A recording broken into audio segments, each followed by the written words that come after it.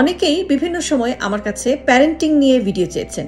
Parenting বা অভিভাবকত্ব আসলে একটি জার্নি এবং আপনার সন্তানের গ্রোথ এবং ডেভেলপমেন্টের জন্য আপনাকে ফোকাস করতে হবে এবং অবশ্যই সেটা হতে হবে যে তার ফিজিক্যাল এবং মেন্টাল দুটো গ্রোথ এবং ডেভেলপমেন্ট, অর্থাৎ তাকে মানসিকভাবে এবং শারীরিকভাবে দুটো দিকেই যেন সে সঠিকভাবে বড় হতে পারে, সেদিকে সবসময় আপনাকে খেয়াল রাখতে হবে।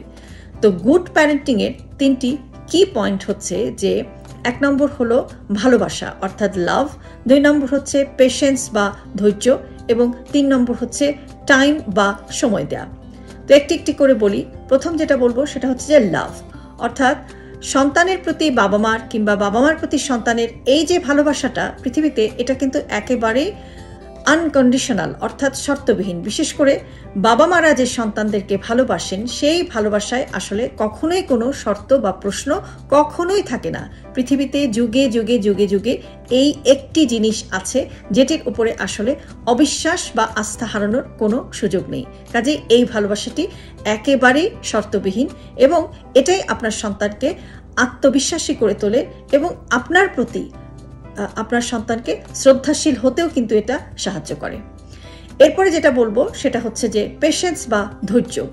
এই পেশেন্স বা ধৈর্যের বিষয়টি কিন্তু আসলে উভয় পক্ষ থেকেই আসতে হবে, অর্থাৎ সন্তানকে রেইজ করতে গিয়ে আপনাকে যেমন ধৈর্যশীল হতে হবে, তেমনি আপনার সন্তানকেও কিন্তু ধৈর্যশীল হতে হবে।